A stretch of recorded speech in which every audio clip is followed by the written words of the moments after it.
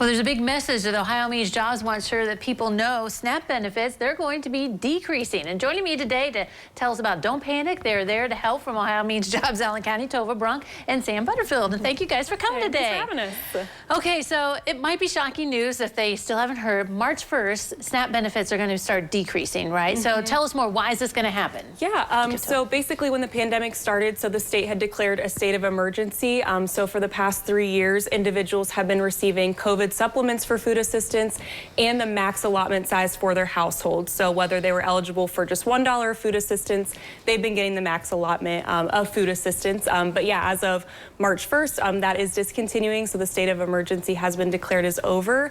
So we just have programs and resources available at our agency just to kind of help with that transition and to help individuals, again, who will be seeing that decrease coming soon. Yes, you're trying to bridge the gap, right? Tell us more about maybe some of the options that people have. So to put what Tova said into perspective, an average family of 4 can experience up to $275 loss in their food assistance amount. So we actually started the Employment Incentives Program back in May of 2018, and we were the first county in the state of Ohio to start an incentive-based program to help transition families off of public assistance. The state recently mirrored our program. They call it the Benefit Bridge program. They started that back in 2021, and it's meant to help people that experience that loss or decrease in their income due to an increase in their full-time employment and help them become more self-sufficient by giving them supportive services. Isn't one of the bright spots for our year, there's a lot of jobs? I mean, is that helpful to at least be able to help people send them the right direction? Yes, absolutely. So this program, so again, it is for individuals or families who have experienced any sort of loss in their assistance due to full-time employment. So as long as at least one adult is working in the household full-time, that's where we can kind of come into play with the financial, incentives and supportive services, again, to kind of bridge the gap. But if individuals are unemployed, that's also a resource we can help them with. Within a 10-mile radius of Lima, there are over 2,500 jobs. So if individuals are unemployed and still experiencing the loss of assistance, we're encouraging them to come to our agency and get connected with a career consultant so we can connect them to employment. I think a lot of times too, especially it's like single moms, they might only have a part-time job because they're worried about, taking care of the kids and things like that.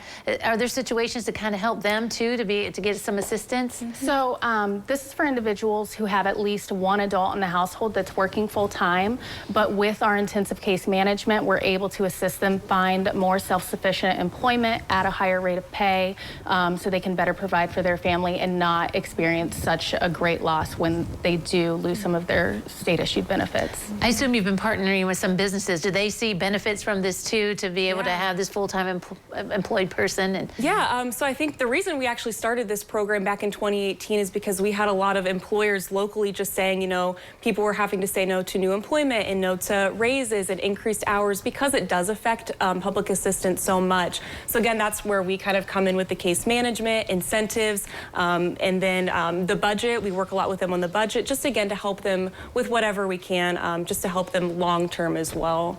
So to get started, just contact you guys. I mean, what should the first step be so they know what to do? After they have experienced that loss in their public benefits, and if it's due to an increase in their earned income from employment, first thing that they should do is contact us, and we can determine if they're eligible for the program.